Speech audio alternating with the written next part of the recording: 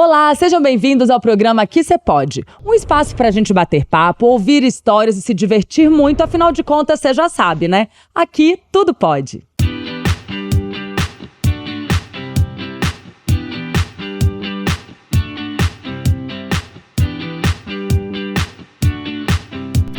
Ele é neurocientista, hipnoterapeuta, promove cursos e mentorias na área através do seu instituto, além de debater sobre o tema e trazer muito conhecimento em suas redes sociais. E aí, vocês já sabem de que eu estou falando? É dele mesmo, Thiago Porto. Seja bem-vindo, que você pode. Ai, que honra ter você aqui. Muito bem. Um profissional que eu admiro tanto, que eu sigo e acompanho há muito tempo. Além de já ter sido paciente, né? Realmente Obrigado. Um prazer enorme ter você aqui com a gente, viu? Obrigado pelo Fico muito carinho, feliz. Érica. Prazer estar aqui com vocês, poder dividir um pouquinho aí do conhecimento sobre hipnose, terapia, neurociência, aplicação em contextos de família, relacionamento, na vida. Enfim, vai ser muito massa esse bate-papo. Vocês já viram, né, gente? Conteúdo, ó, é uma enciclopédia essa pessoa aqui, sabe tudo e vai ensinar muito aqui pra gente hoje. Obrigada mais uma vez pela presença. E eu queria que você começasse, Thiago, contando pra gente. Começar do começo, né? Como tudo começou, como você entrou, né, nessa área de neurociência, hipnoterapia, que é uma área ainda falta muito conhecimento, assim, é desconhecida ainda, né? Sim, mas é uma pergunta que normalmente eu não respondo muito, assim, não me fazem muito essa pergunta sobre como começou pra mim, onde eu cheguei, como eu cheguei, porque por formação, eu sou mais da área de exatas do que da área da saúde, da área de humanas. Mas eu tive um episódio, uma fase na vida, na época de 2014, que me fez dar atenção para esse mundo interno que tem na gente. Precisei de apoio para superar. E o lugar onde eu achei a melhor solução para mim foi nessa área, na neurociência. E eu descobri um mundo através disso. Como isso me ajudou, foi um momento de redirecionamento de vida. Eu comecei uma fase nova ali em 2015, onde eu me propus a replicar aquilo para as pessoas. Estudei, me formei na área, me especializei, me tornei neurocientista e hoje eu defendo a área da saúde, essa área do comportamento, onde as pessoas podem sim viver uma vida sem transtornos, sem síndromes, sem traumas, sem obstáculos emocionais na vida. Então, em resumo, foi por ter passado por uma superação primeiro e depois buscar entender muito desse mundo. Bacana. E o que seria, de fato, a hipnoterapia? Legal. É interessante a gente passar esse conhecimento, porque as pessoas têm muita dúvida a respeito, né? Às vezes um pouco até de preconceito, justamente porque não conhecem sobre o tratamento, né? E preconceito e uma certa vulnerabilidade também, porque como muitas pessoas não entendem o que é a hipnoterapia, elas acabam ficando sujeitas a tratamentos que não são hipnoterapia, mas usam um rótulo de hipnoterapia, o que é lamentável, mas pode acontecer. O que é hipnoterapia? Melhor maneira de explicar. Se eu dissesse aqui que eu sou cozinheiro, todo mundo saberia o que eu faço. Se eu dissesse que eu sou piloto, todo mundo saberia o que eu faço. Se eu dissesse que eu sou engenheiro civil, todo mundo saberia. Agora, quando eu digo, uma pessoa diz eu sou hipnoterapeuta, você não sabe o que essa pessoa faz. Ela faz terapia. Tá, mas como assim terapia? E deve ter hipnose nessa terapia, porque tem o prefixo. Um hipnoterapeuta reprograma o sistema nervoso das pessoas. Principalmente o sistema nervoso emocional. Nós temos uma parte biológica na gente, nosso sistema nervoso, nosso cérebro, né? O encéfalo, que a gente chama de sistema nervoso emocional. É onde as emoções manifestam. Tá? E as emoções, elas são precursoras de comportamentos. Então, uma pessoa que tem um comportamento muitas vezes tóxico, ela está naquele momento tomada por uma emoção de raiva, de impaciência, de agressividade. As emoções provocam comportamentos. Quando as pessoas querem, então, melhorar, prosperar mais na vida, elas olham muitas vezes para o comportamento. Se eu tiver um comportamento assim, eu não vou comer demais. Se eu tiver um comportamento assim, eu não vou gastar dinheiro que eu não preciso gastar. Se eu tiver... Elas não olham para onde elas devem olhar, que é para as emoções que causam os comportamentos. Emoções nós não controlamos. Tem um motivo, depois eu vou contar para vocês. Por que a gente não controla a emoção? Não adianta tentar controlar, não vai conseguir. Emoções nós reprogramamos. E é isso que um hipnoterapeuta faz. E a hipnose entra nesse circuito porque, para reprogramar emoções, uma pessoa tem que estar em estado de hipnose A gente vai falar um pouquinho sobre isso mais, eu vou explicar o que é o estado de hipnose para as pessoas, mas até que considerem isso. É isso que um hipnoterapeuta faz, é isso que eu faço e é isso que eu formo pessoas para fazerem também, reprogramar outras pessoas. É como se fosse, o cérebro da gente é como se fosse um computador que está programado de uma forma e através da hipnoterapia a gente consegue ir lá e fazer uma nova programação, é isso? Feito. Né? Então, assim, às vezes a gente vê aquela coisa de uma determinada, sei lá, de repente, às vezes uma pessoa que tem talvez um trauma de rejeição. Então ela se sente rejeitada a partir de algumas coisas que as pessoas fazem, que às vezes nem estão rejeitando ela, e quando ela reprograma, ela consegue enxergar de outra forma e não mais se sentir daquele jeito. Isso. É Você assim, mais ou menos. Eu tô falando do jeito bem leigo, assim, para as pessoas que não conhecem, né, entender. É dessa maneira mesmo que as pessoas precisam entender. Porque é dessa maneira que elas se confundem. Olha só, nosso sistema nervoso, vamos juntando um quebra-cabeça. O que é que atrapalha ou prospera a vida de uma pessoa? Os comportamentos que ela tem. Ponto. Existe uma categoria de comportamentos que é uma categoria muito sensível, que são os comportamentos emocionais. Comportamentos que vêm por emoções. Bom, o que é que gera uma emoção numa pessoa? O que você acabou de falar? Estímulo. Nós temos duas fontes de estímulo, interno e externo. Se eu estou em um ambiente onde as pessoas me rejeitam, é natural que eu sinta rejeição nesse ambiente se eu não tiver antídoto contra isso. Mas pode ser que eu esteja em um ambiente onde não tem ninguém me rejeitando e eu me sinto rejeitado. Quer dizer que o estímulo não está vindo de fora, está vindo de dentro. Eu tenho uma programação interna que gera rejeição em mim, mesmo quando eu não tenho um estímulo externo. Eu posso ter só um gatilho. De repente, a pessoa que programou a rejeição em mim, ela tinha um trejeito, ela tinha alguma característica que eu identifico no ambiente onde eu estou, ou nas pessoas que estão externas. Então, olha só, o ambiente não é tóxico, mas algum gatilho no ambiente faz com que aquela programação interna minha, que muitas vezes veio da infância, que aquela programação interna comece a funcionar. Se ela começou a funcionar, eu me sinto rejeitado, ou triste, ou ansioso, ou com medo, ou enfim, todos esses transtornos emocionais que a gente conhece. Isso gera problemas absurdos, né, Thiago? Limita a vida de uma pessoa. Limita completamente a vida de uma pessoa, né? E de onde vem essas programações? Você falou da infância. Essa área é interessante a gente saber sobre isso, né? E por que da infância, né, gente? Olha, o dia que a gente entender o quão importante é educar uma criança emocionalmente, o valor que a gente tem que dar para escolher os professores certos, para os pais que não passam a maior parte do dia útil com as crianças, né, deixam nas escolas, você precisa conhecer a fundo o professor ou a professora que está cuidando, porque ele está educando seu filho emocionalmente, o ambiente está educando seu filho emocionalmente. A educação emocional é fundamental, porque a vida inteira ela vai oferecer traumas pra gente o tempo inteiro. Trauma é quando a gente tem algum impacto emocional, alguma coisa acontece diferente do que a gente espera. Quando você espera que algo aconteça e algo acontece, isso não gera um impacto. Você está esperando por aquilo, você digere, você entende aquilo.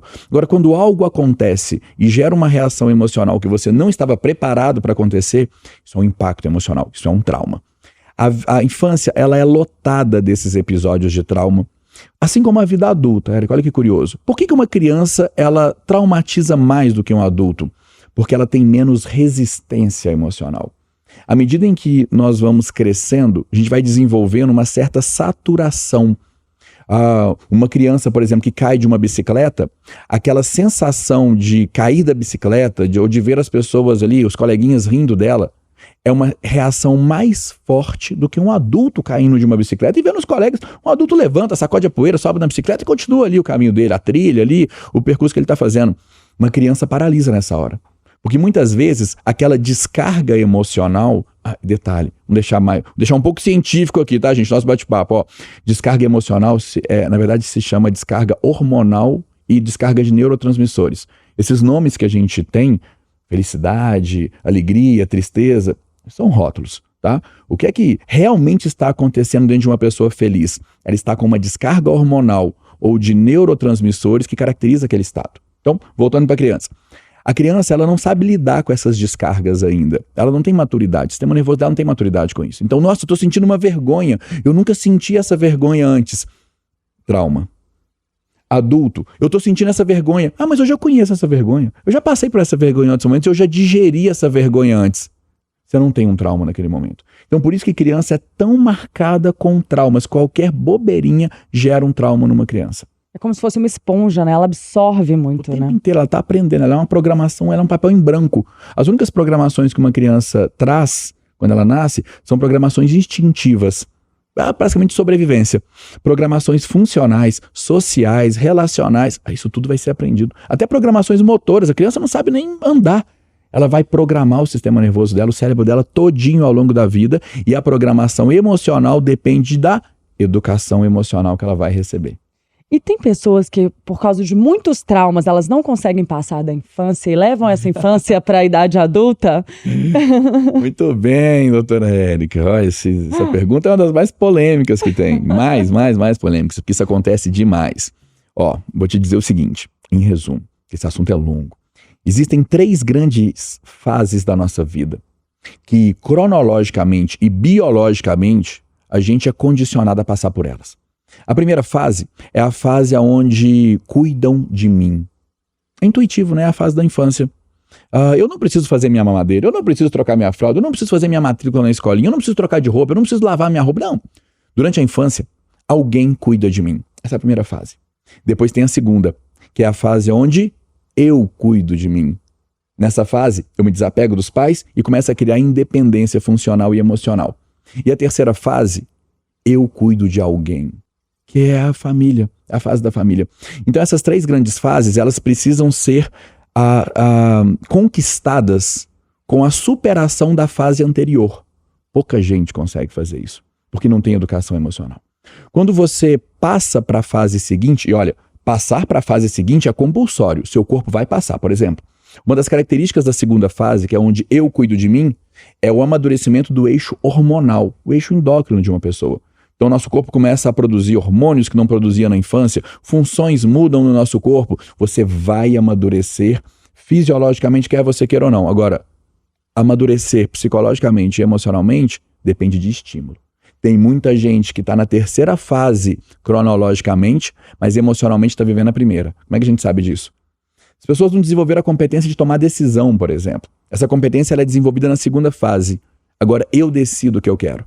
E aí você tem adultos que estão lá casados e não conseguem escolher o filme que vai assistir na Netflix. Vamos assistir um filme, amor, vamos. Aí senta lá para escolher o filme, 2 horas depois tá os dois dormindo porque não conseguiram escolher o filme. O cara não consegue tomar decisão. Vai pedir uma pizza. Não consigo pedir o sabor da pizza. Eu só posso escolher a pizza se a minha esposa, se a minha mulher escolher. Por quê? A criança tem dificuldade de escolher o sabor, porque tem que agradar a mãe. A criança não tem competência para escolher e enfrentar a mãe. O adulto tem, falou, olha, e muitas vezes, numa configuração de relacionamento ali de um rapaz, uma moça, a moça espera por isso. Olha, tome a iniciativa, meu filho, faça o negócio, me entregue aqui.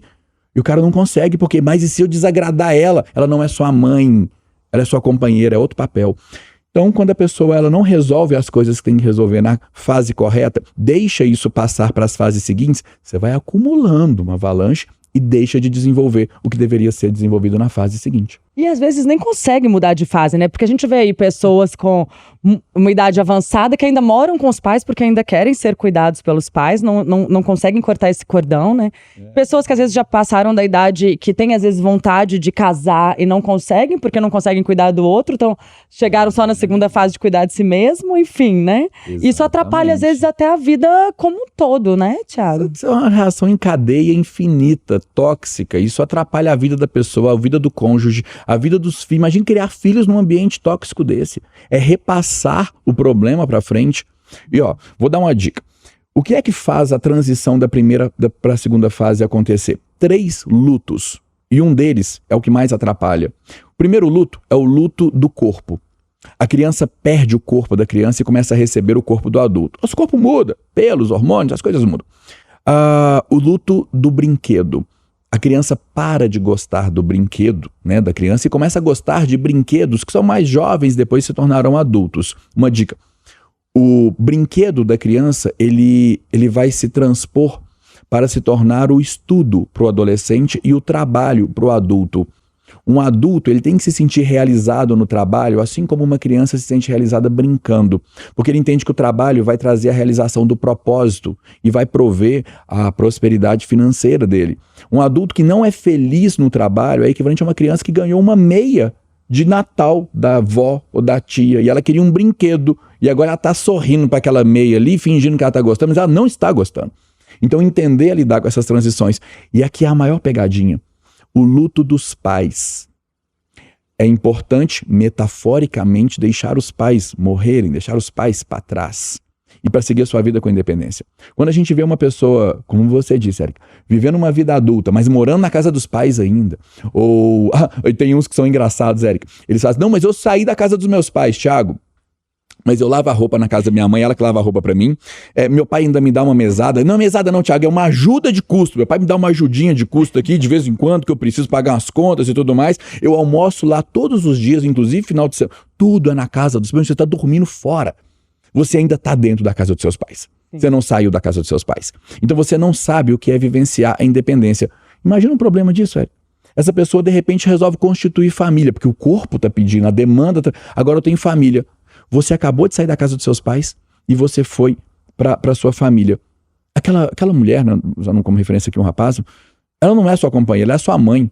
Você acabou de sair da casa da sua mãe, começou um relacionamento, você não está procurando uma companheira, você nem sabe o que é o jogo de uma companheira. Você não sabe o que é ter uma parceira, uma companheira ou um companheiro para desenvolver sua vida com prosperidade. Você só sabe o que é ter alguém cuidando de você, lavando sua roupa, preparando sua comida e fazendo aquela monte de coisa ali para você. O que você vai fazer quando você fizer essa transição? Você vai querer a mesma coisa. Você está construindo uma segunda mãe, que vai brigar com a primeira, inclusive. Agora você tem um ambiente todo tóxico para viver. Isso não é bom.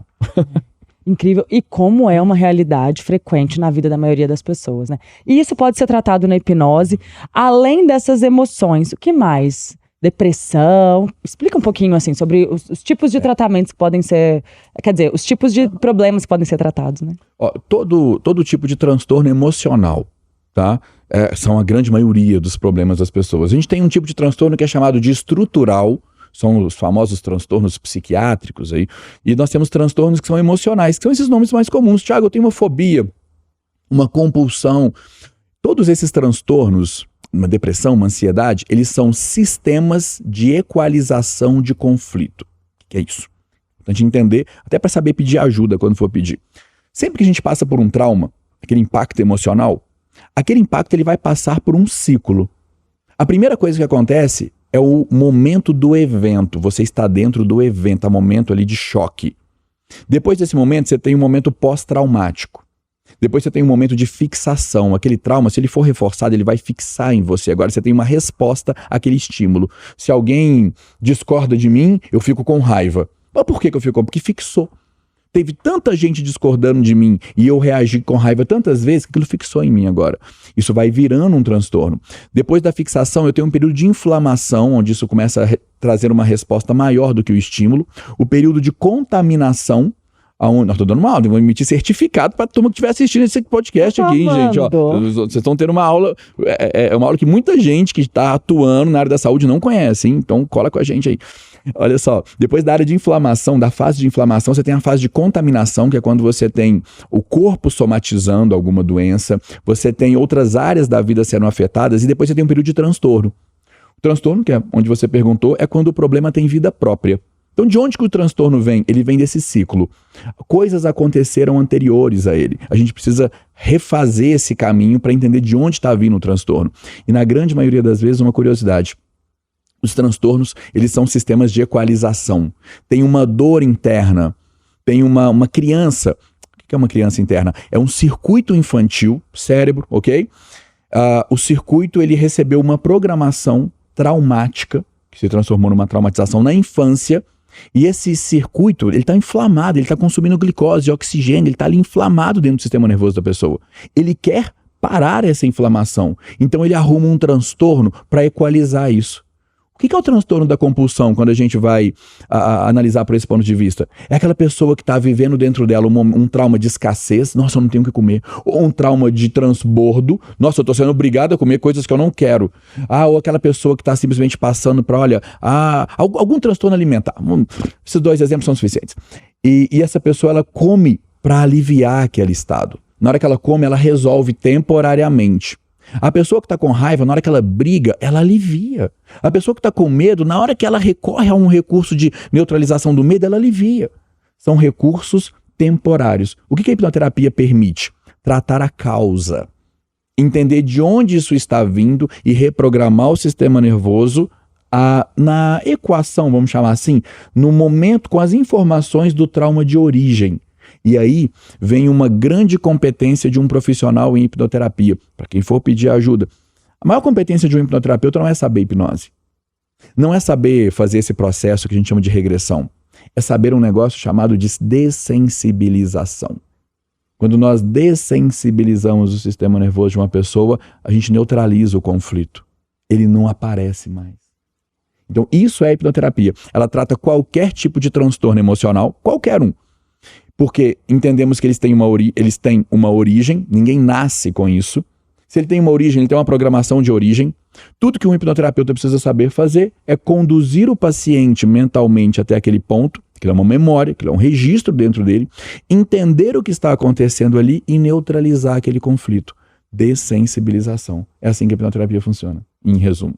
E é incrível, né? Gente, eu preciso dar meu testemunho aqui, porque eu já passei pelo processo de hipnoterapia com o Thiago e foi realmente uma mudança muito significativa na minha vida. Existe o antes e depois dessa experiência, que pra mim foi incrível. E é muito impressionante, né? Como realmente o cérebro da gente, ele leva a gente até aquele momento. E quando chega ali, porque ele vai falando, né? Você tem tantos anos, tantos anos, tantos anos. Quando chega naquele momento do trauma, seu cérebro não vai mais.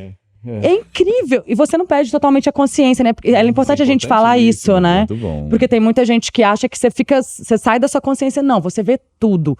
Mas o seu cérebro, ele te trava ali naquele momento. E aí é o momento que você sabe que aconteceu o trauma, né?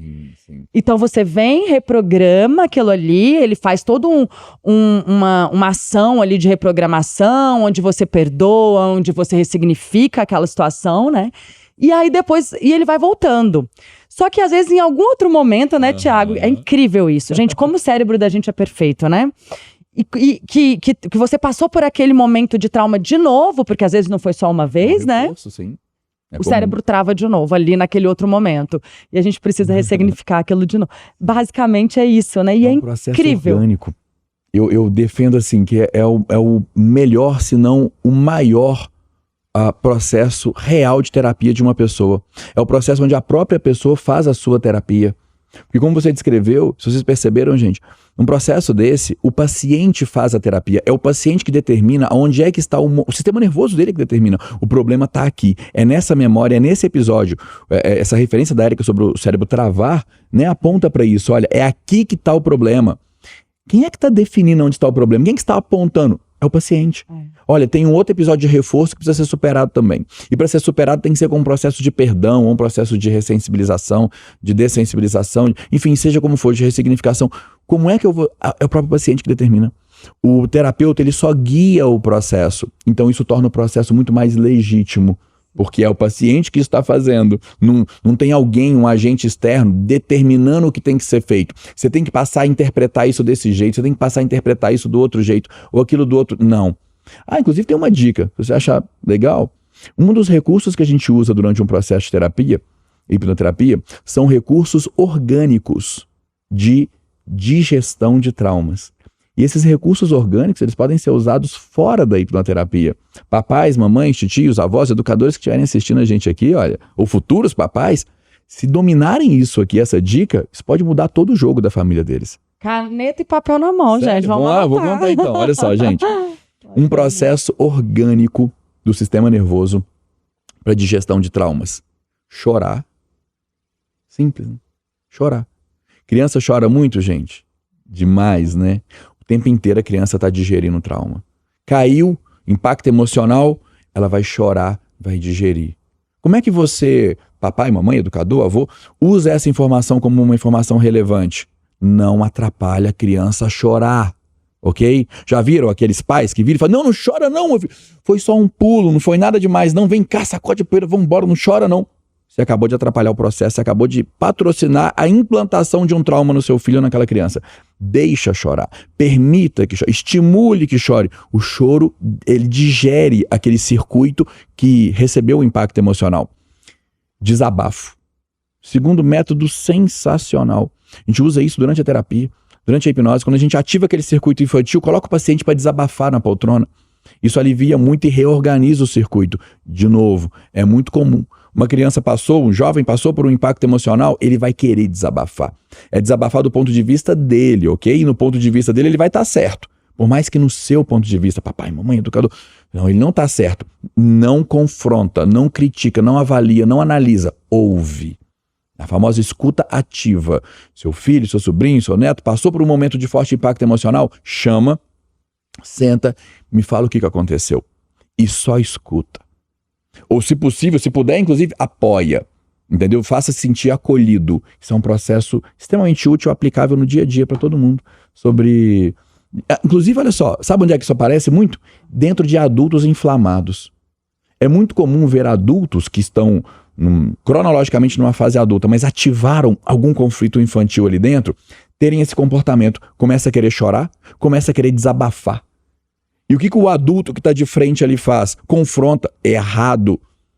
Seu filho, seu vizinho, seu amigo, seu primo, seu pai, seu cônjuge começou a demonstrar sinais que quer desabafar. Eu não gostei disso que você fez, daquilo que você fez, eu não gostei daquilo. Ouça. Se você vira nessa hora e fala assim, mas você não pode jogar isso na minha cara. Mas você... Entenda, quem está falando aquilo ali na sua frente não é o adulto que vive com você. Dá mais exemplo, um rapaz casado com uma moça, e de repente essa moça chega em casa e começa a criticar porque ela está desconfiada dele. Mas eu estou desconfiado de você, você não me dá confiança, eu estou desconfiado disso, daquilo outro, eu não confio mais em você. Aí você para pensar e fala, gente, o que eu fiz? O que eu fiz para essa pessoa estar desconfiada de mim? Ela está criando motivos. Ela não está desconfiada de você. Tem um circuito infantil inflamado dentro dela, desconfiada do pai, muito provavelmente. E esse circuito está incubado ali dentro e ele está em um momento de inflamação precisando externalizar. É a válvula da panela de pressão. Está puxando, alguém tem que puxar a válvula. E ela mesma está puxando a válvula. Ela está externalizando com você. Ajuda. Ouça, isso não é hora para discutir, isso é hora para ajudar a pessoa que está vivendo com você. Ela vai aliviar. Depois vocês conversam, ela vai te pedir desculpa. Falar, não estou desconfiado, nem sei porque eu fiz isso. Nem sei porque eu falei isso. Agora você sabe. Você que está assistindo aqui, você pode. Agora você sabe que ela está fazendo isso. Olha, que incrível, que incrível. Maravilhoso. E é interessante, Thiago, que realmente depois que a gente passa por esse processo, né? Aquilo que incomodava, eu falo isso porque eu tinha traumas de rejeição e às vezes pequenas atitudes me incomodavam muito. Como aquilo deixa de... Parece um passe de mágica, gente, de verdade. Deixa de incomodar, né? Você reage totalmente diferente ao mesmo estímulo, né? Eu queria entender se isso é uma cura definitiva que a hipnose traz ou é uma melhoria... Porque tem gente que fala que é uma melhoria momentânea. Ótimo. Né? Explica isso pra gente. Tira esse mito aí, né, da cabeça das pessoas. Gente, olha só, Eric. Terapia é um processo de mudança. Ok? Terapia não é um processo pontual. Isso torna o processo muito valioso e legítimo. Terapeutas têm que tomar mais consciência disso. Nós somos agentes de mudança na vida das pessoas. Alguém que precisa e busca terapia, essa pessoa busca um processo de mudança. Imagina só, uma pessoa que vive uma vida com depressão. Então ela tem uma rotina toda configurada para viver com depressão. Ela acorda tarde, ela vive com pessoas que reclamam ao lado dela, e quando ela reclama, as pessoas dão apoio para a reclamação dela. Ela não tem conexões sociais, ou não faz um network, ela não assiste programas. Toda a programação dela é orientada para a depressão. Ela não assiste o Aqui Você Pode, ela não faz coisas legais, só faz coisas chatas, porque ela tem depressão. Essa pessoa vai numa terapia e fala assim, eu vou agora superar a depressão. Vai na hipnoterapia ou numa terapia tradicional e ela neutraliza a depressão mesmo. Adiantou, gente? Não. Se essa pessoa não reconfigurar a vida dela, ela vai voltar para a depressão, porque ela está vivendo uma vida de quem tem depressão, percebe? Muitas vezes, e costuma ser uma parte difícil, tá? Mas é libertadora, gente.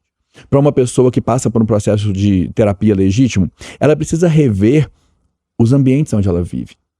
É praticamente impossível, por exemplo, ajudar uma pessoa, um dependente químico, a superar a dependência química sem reconfigurar as amizades, sem reconfigurar os ambientes que ele convive. Adianta, gente, essa pessoa ir para uma clínica de internação que seja, ela volta para os mesmos amigos, que estimulam e oferecem as mesmas coisas para continuar usando. Ela superou alguma coisa? Não.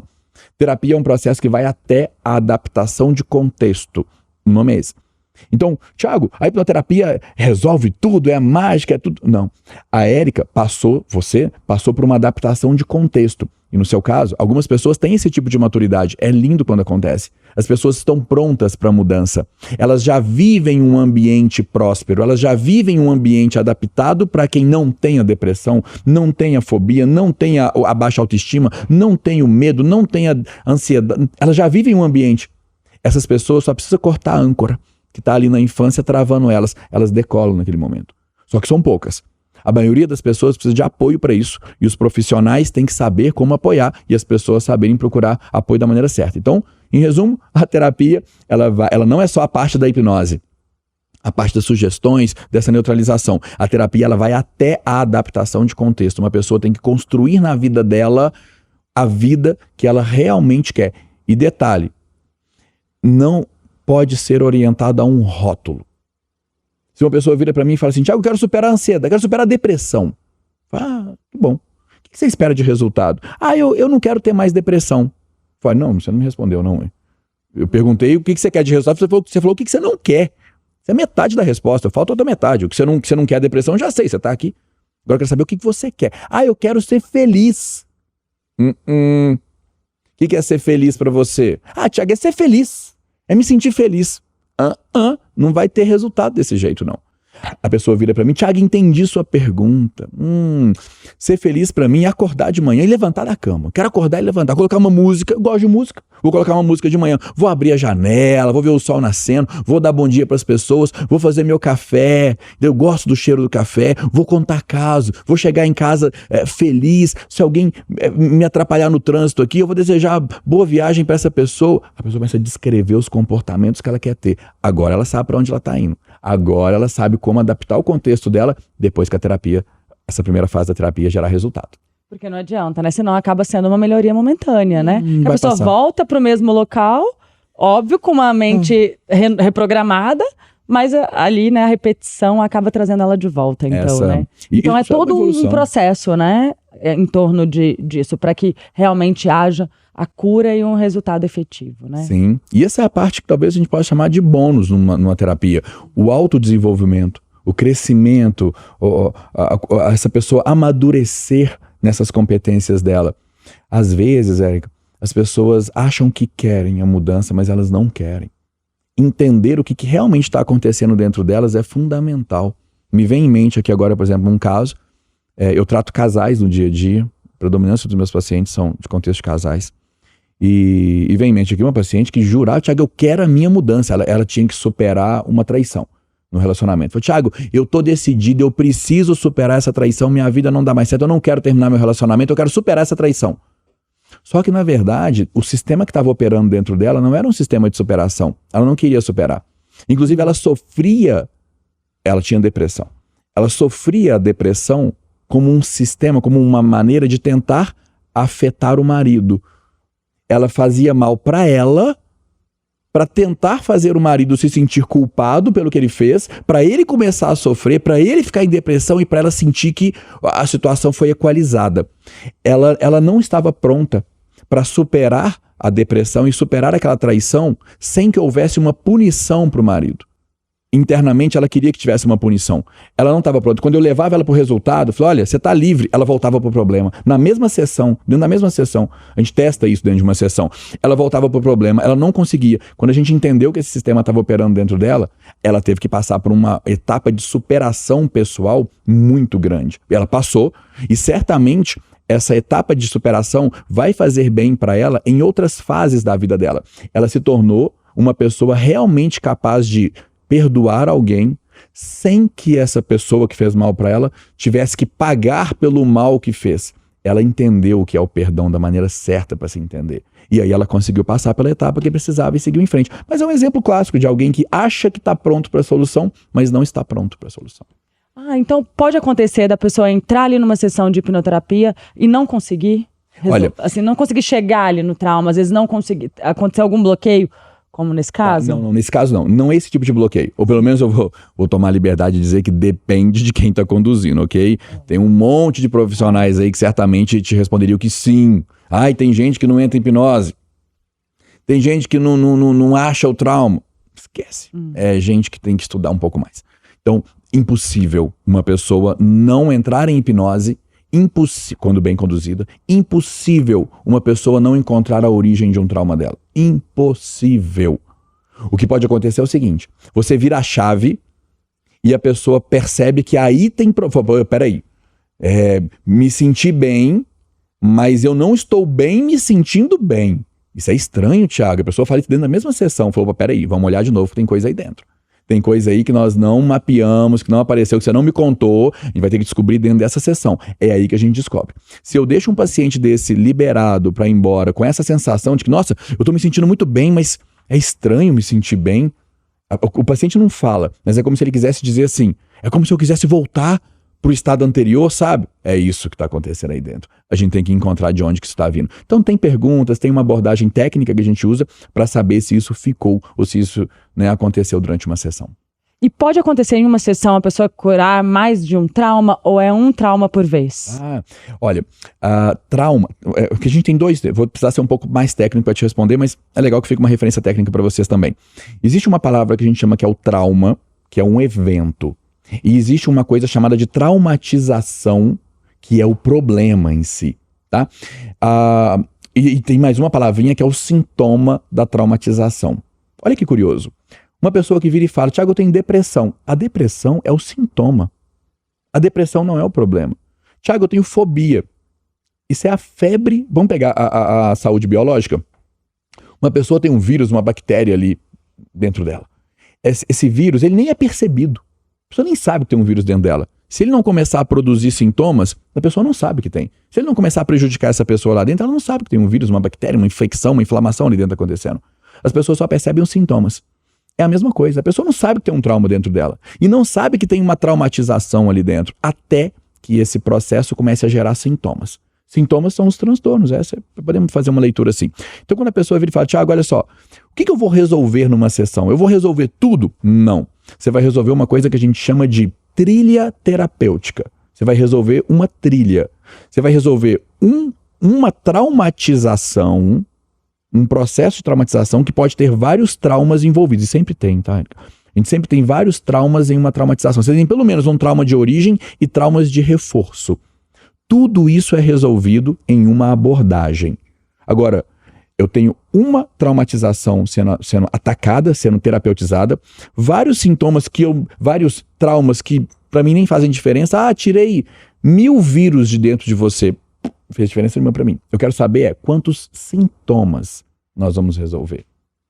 Essa é que é a grande questão. Quantos sintomas? Isso pode ser mapeado. Isso pode ser multiplicado. Em um único tratamento é possível resolver vários sintomas, desde que eles estejam ligados à mesma traumatização, sendo gerados pela mesma traumatização. Thiago, eu sou uma pessoa impaciente, sou ansiosa, sou compulsivo e tenho insônia. Tudo isso é causado pela mesma traumatização. Quando a gente atacar essa traumatização, todos esses sintomas melhoram. Pra você tudo pode ou depende, Thiago? Depende do contexto. Depende do contexto. É tudo que pode, né? Encerrar um tratamento por conta própria, pode ou não pode? Depende. Depende da maturidade da pessoa para avaliar se ela está realmente em condições de seguir em frente. Não pode ser, o que não pode, né? Não pode ser imprudente. Eu não adaptei meu contexto ainda, mas já estou me sentindo bem, vou encerrar meu tratamento. Não. Faça as próximas etapas também. Agora, não, Thiago, eu realmente tive competência, estava pronto para mudança. Aí pode. Desde que tenha o aval do profissional, pode. Melhor, então. Se puder, melhor. Mentira, pode ou não pode? Não pode. Mentira é uma característica das pessoas que não amadureceram aquela primeira fase. Na primeira fase, infelizmente, Érica, os pais ensinam as crianças a mentir. Através de um sistema punitivo. Quando você ensina para uma criança que se ela fizer algo, ela vai ter uma consequência, só que você ensina isso antes dela amadurecer cognitivamente a percepção de ação e reação dela, ela é condicionada a aprender a mentir. Qual que é o problema disso? Ela vai atrofiar a competência dela de autorresponsabilização e de autoconsequência. É importantíssimo para a vida adulta uma pessoa ser capaz de reconhecer que algo foi feito por ela e não precisa ser mentido ou omitido. Isso pode ser exposto porque ela sabe lidar com essa situação. Ela sabe reparar os erros do que ela causou, ela sabe gerar aprendizado pelo que ela causou para evitar a reincidência e ela sabe compensar os danos que ela causou por conta daquela mentira, seja o que for. Seja o que for. Se uma pessoa amadurece esse sistema, ela não precisa mentir. Ela se torna uma pessoa mais autêntica. Ela consegue ser política na hora de expor, mas não mentir. Maravilhoso. Se fazer de vítima para conseguir vantagens, pode ou não pode? Pois é, não pode. Se fazer de vítima é sistema infantil também. Criança que faz chantagem emocional, adulto argumenta. Pessoas que se fazem de vítima são pessoas que não amadureceram a estrutura de argumentação. Usar sistemas infantis na vida adulta não pode. Vícios físicos ou emocionais? Pode ou não pode? Também não. Vícios são sistemas de remediação temporária. Uma pessoa que é condicionada. São 3 sistemas, Eric, que proporcionam isso para as pessoas. Vício é um deles. Os outros 2 são comer e comprar. São sistemas que geram dopamina. Curiosidade, gente, nome difícil, mas só de curiosidade. Tem um subsistema no nosso sistema nervoso que é chamado de sistema dopaminérgico. Ele libera uma substância chamada dopamina que faz com que... É como se fosse um analgésico, um anestésico emocional. Dopamina gera aquela sensação de conquista, de consequência, e você fica bem. Então, quando uma pessoa está em momento de conflito, ela vai lá e come. Comer, glicose, libera dopamina. Comprar, aquele negócio de você receber algo, mesmo que foi você mesmo que comprou para você. Receber algo gera dopamina. E atender a um vício gera dopamina. Só que quanto mais você mantém esse sistema, mais forte ele fica. Você atrofia a sua capacidade de lidar com conflitos emocionais e transfere esse conflito para um vício. Eu não consigo lidar com isso aqui agora, vou jogar. Vou comer, vou usar algum agente químico, vou me conectar com algum vício aqui dentro. Isso demonstra incompetência emocional. Não pode. Não pode. E já que a gente está falando aqui, desde a infância, né, gente, como é importante, né, toda essa construção emocional, espiritual, né, e também, peraí, fugiu. Quando é inteligência, inteligência emocional. Não é inteligência, é que eu vou falar de do patrocinador, que é uma empresa de tecnologia para crianças. Então, educacional. Tá, educacional. Então, de novo. Não pode. Como a gente está falando da infância. Isso. E pegando esse gancho, já que a gente está falando aqui, Thiago, sobre a infância, como é importante a gente construir, né, todo o lado emocional da criança, é importante também que essa criança, ela seja direcionada de forma educacional, com melhores profissionais, com empresas que investem hoje, né, em tecnologia, como a Brasiltech, que é o nosso patrocinador do Aqui Eles são uma empresa, gente, de tecnologia que investem em aplicativos, eles fazem livros com o avatar da criança e realmente tem um trabalho super autoral, super diferenciado, que levam esse conhecimento para as escolas públicas. Então, assim, realmente auxiliando aí as crianças que são o futuro do nosso país. Então, agradecer aí a Brasiltech que está aqui com a gente, nos apoiando no Aqui Cê Pode. E, Thiago, me conta, o hipnoterapeuta, é importante que ele tenha conhecimentos também como neurociência. Você também é um especialista em neurociência, né? Isso. Antes de mais nada, o que é neurociência, né? Vamos explicar aqui para a galera. Uma maneira valiosa de entender a relevância da neurociência no estudo da terapia nas áreas da saúde. A neurociência para a terapia, ela está equivalente à matemática para a engenharia. A biologia para a medicina, a literatura para o direito, entende? É uma área base. É basicamente impossível um engenheiro dominar a engenharia se ele não entender de matemática. Agora, um matemático entende mais de matemática do que um engenheiro. Então é uma área, ao mesmo tempo, independente de estudos, mas é uma área que ela constrói a base para outras áreas. Então, um neurocientista é uma pessoa que estuda a extensão da neurociência, entendendo como que o sistema nervoso opera de maneira global.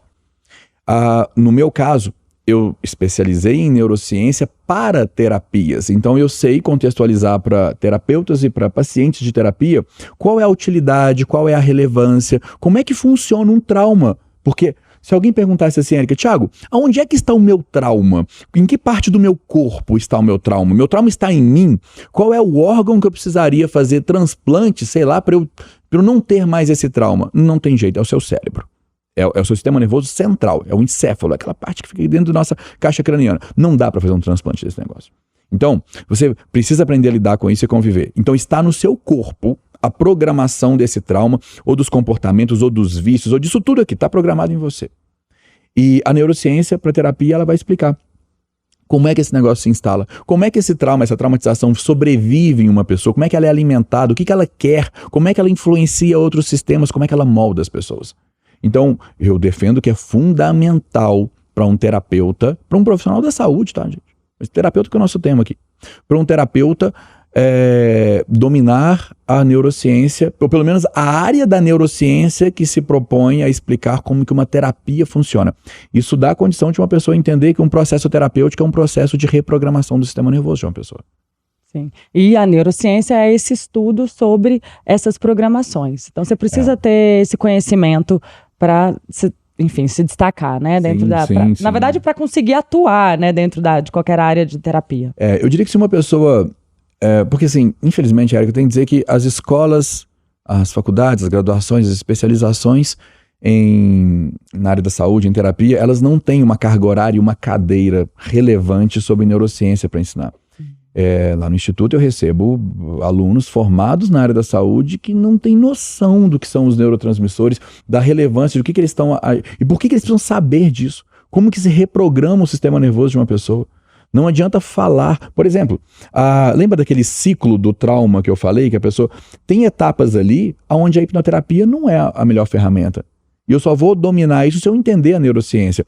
Tiago, a pessoa acabou de passar por um trauma, ela está naquela fase de pós-traumático. Ela acabou de ser demitida, ela acabou de passar por um acidente, ela acabou de terminar um relacionamento, ela está naquela fase pós-traumática.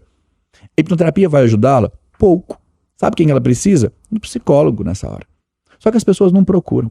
Tiago, meu filho acabou de apanhar na escola, acabou de passar vergonha, acabou de subir no palco, acabou de alguma coisa chata aconteceu com meu filho. Psicólogo. Não, Tiago, mas no psicólogo. Você tem que levar no psicólogo. Seu filho não sabe lidar com isso. Então, ele sabe lidar com isso sim. Seu filho é psicólogo? Não, então leva no psicólogo. Ok? Nessa hora, o psicólogo é o profissional que sabe lidar com isso. Agora, o problema piorou, Tiago. Agora ele está na fase de inflamação. Ele só não está fixo. Ele está inflamando. Agora é o hipnoterapeuta. Agora o profissional precisa entender de neurociência para entender o que é que está acontecendo no processo de inflamação. Se eu uso uma abordagem clássica, terapêutica, para atacar, para superar um problema que está inflamado emocionalmente no sistema nervoso, não vai funcionar. O máximo que eu vou conseguir criar é dependência desse paciente com o terapeuta. São aqueles casos clássicos, onde a pessoa fala cheio de orgulho, que já tem 10 anos que ela está fazendo terapia, e ela se sente muito bem. Fala, cara, você conquistou um amigo que você paga para poder conversar com ele toda semana. Se essa pessoa morrer, seu problema volta. Ele conseguiu transferir para ele o problema e você alivia ele toda semana na sessão. Você não superou o problema. Por quê? O profissional está usando uma ferramenta clássica para atacar um problema inflamado, ou que está na fase de contaminação, ou que está na fase de transtorno. Esse profissional não sabe neurociência. Ele não sabe qual é a ferramenta que ele realmente deveria usar para digerir aquilo ali. Neurociência é fundamental para isso. Vira uma dependência, né? 10 anos. Muita gente faz isso. É um processo que a gente tecnicamente chama de transferência. Freud, né, cunhou, defendeu muito esse termo aí, ele é muito legítimo até hoje.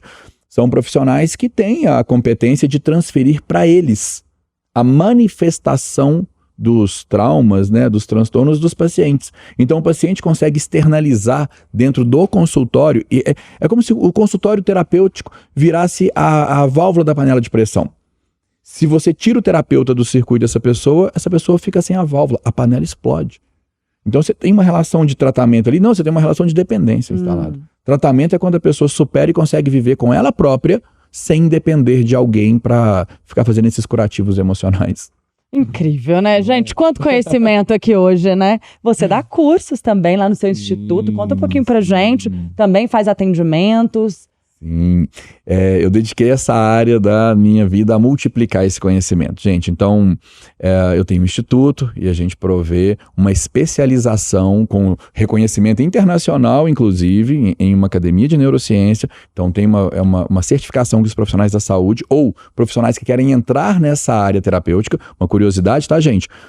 Qualquer pessoa, mesmo sem uma formação prévia na área da saúde, pode começar uma carreira como hipnoterapeuta. Só recomendo que procure um instituto sério para ensinar como fazer esses passos para você ter prudência e técnica corretamente construída, amadurecida para lidar com as pessoas. Mas principalmente profissionais da saúde que não aprendem a lidar e a trabalhar com essa ferramenta, não tem nenhuma formação na área da saúde que realmente ensina a trabalhar com a hipnose da maneira devida. Porque esse conhecimento é da neurociência. Então eu faço essa ponte, eu formo profissionais para trabalharem com a hipnoterapia, seja como hipnoterapeutas, ou seja, agregando a hipnoterapia aos protocolos de tratamento que eles já têm, aumentando o resultado, aumentando a eficácia, aumentando a resposta, aumentando, enfim, toda a percepção e experiência de um paciente.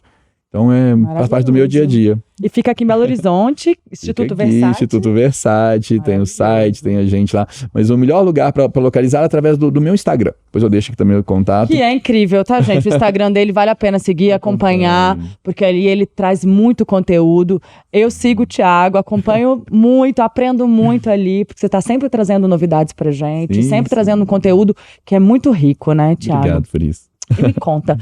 Você teria alguma mensagem aí para deixar para as pessoas que hoje estão sofrendo, precisando de ajuda, né? Que estão aí vivenciando traumas, com problemas de relacionamento, enfim. Tem uma frase que ela provoca uma reflexão, eu carrego ela no pulso, meus alunos carregam ela no pulso também, ela tem 2 pontos de vista, e ela remete ao seguinte, para as pessoas que estão em processo de tentativa, pelo menos, de superação, essa frase ela remete a eu tenho o poder de mudar a minha vida.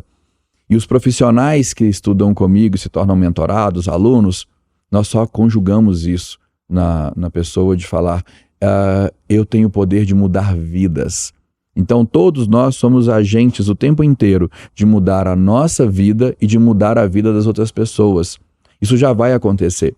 A proposta é que sejam mudanças positivas. Não mude a vida de uma pessoa de maneira ruim. Então, seja um agente de mudança positiva na vida das pessoas, aprenda a fazer isso e não desista de você jamais. A vida é para ser vivida. E agora, para fechar, eu queria te perguntar algumas curiosidades sobre o Thiago aí. Thiago, o que você não vive sem? Nossa, eu não vivo sem treino, eu não vivo sem academia, olha aí que legal. Olha. E tá tudo a ver com o que você me perguntou antes, porque eu treino, academia para mim não é um processo de treinar o corpo, como consequência, é um processo de treinar a mente. Eu busco esportes, gosto muito da musculação, mas eu busco esportes que me desafiem, que me façam estar ali num ambiente desconfortável para eu superar os meus limites no dia a dia. Então, na verdade, eu posso dizer que eu não vivo sem superar limites. Os que são saudáveis, eu não vivo sem superar meus limites. E atividade física, para mim, é um ambiente de fazer isso todo dia. Legal. Vício bom. Vício bom. Uma mania. Nossa, eu gosto de mania. Deixa eu ver uma mania. Eu vou falar, vai. Eu gosto de trabalhar. Eu tava tentando evitar falar essa aqui. Quem tá me ouvindo aqui me critica um pouco por isso. Eu tenho a mania de trabalhar. Trabalho muito, muito, muito, muito. Mas é uma maneira que eu encontrei de lidar bem com o meu sistema de foco, de hiperatividade. Então eu produzo muito, ajudo pessoas. Mas assim, se eu tiver um tempinho livre, se não tiver com os filhos, se não tiver em um ambiente familiar, eu tô trabalhando. Mas não tem problema, né? Quando vem o brinquedo da infância e é significado, né? É prazeroso, né? Exatamente, é o tempo inteiro prazeroso. Um sonho. Literalmente, ver mais pessoas reconhecendo o fruto do que hoje é meu propósito de vida, esse trabalho. Eu venho de uma época onde a hipnose era completamente criticada, eu não podia falar que eu estudava esse negócio. E hoje eu vivo uma época onde a hipnose tem visibilidade em um programa sério como esse, em outras mídias, no mundo inteiro. Uma academia internacional de neurociência hoje reconhece a hipnose aqui. Hoje nós temos no Brasil pós-graduações reconhecidas pelo MEC em hipnoterapia e hipnose clínica. Eu sou coordenador de uma, inclusive. Sou coordenador de uma pós-graduação lá em Brasília para hipnoterapia e hipnose clínica. Então, assim, um sonho, literalmente, ver o fruto do meu investimento hoje, da minha energia, se tornar mais reconhecida. Ver a hipnoterapia reconhecida como talvez uma das principais áreas da saúde aí. Interessante, maravilhoso. Alguém que te inspira? Eu gosto de pessoas que têm inteligência emocional. Então, poderia citar nomes aqui, mas qualquer pessoa que tenha inteligência emocional, ela ganha minha atenção para eu aprender mais com ela. É uma coisa que eu construo em mim, saber lidar emocionalmente da maneira certa em cada situação do dia a dia. Então, pessoas que têm inteligência emocional me inspiram. Se hoje fosse o último dia, Qual ensinamento você deixaria? Eu deixaria, bem em mente, lógico, meus filhos aqui, tenho 2 filhos, e eu preocuparia muito em deixar um ensinamento com eles de respeite a você antes de qualquer coisa. As pessoas têm um péssimo hábito, às vezes, de aprender a respeitar os outros ou a não respeitar. Primeiro ensinamento da vida, respeite você. O seu ecossistema vai dizer para você o melhor caminho para onde ir. Deixe de ser uma pessoa influenciada por outras pessoas, principalmente por pessoas fracas ou pessoas que não têm competência para te influenciar. Respeite você antes de qualquer coisa. Não, Thiago, eu ficaria com você aqui o dia inteiro. Que delícia de conversa, quanto aprendizado. Muito obrigada mais uma vez por ter aceitado o convite e vir participar aqui do Que Você Pode. E volte mais, volte sempre, aqui está sempre aberto para você trazer aí essa riqueza de conhecimento sobre tudo que você trabalha e tudo que você vive. Gratidão, Obrigada, gratidão. viu? Obrigado também. Posso deixar essa referência? Vou deixar essa referência sobre o Instagram, para quem tiver curiosidade e quiser acompanhar. É thiagoporto.neuro. Thiago com TH, Porto, tudo junto, thiagoporto.neuro. Vocês me encontram por lá, serão todos muito bem-vindos aí para compartilhar conteúdo com vocês. E Érica, super obrigado, adorei aqui, adorei aqui no estúdio, adorei tudo, gente muito bonita aqui, muito bem, demais, muito equipe fantástica aqui, obrigado muito a todo mundo também. E obrigado a você, Érica. Eu que agradeço. Espero que vocês tenham gostado. E o Que Você Pode é toda segunda-feira aqui na Itatiaia, a partir das 17 horas. Sigam a gente lá no Instagram, Itatiaia Oficial, Érica Araújo Iti. Eu espero vocês no Que Você Pode.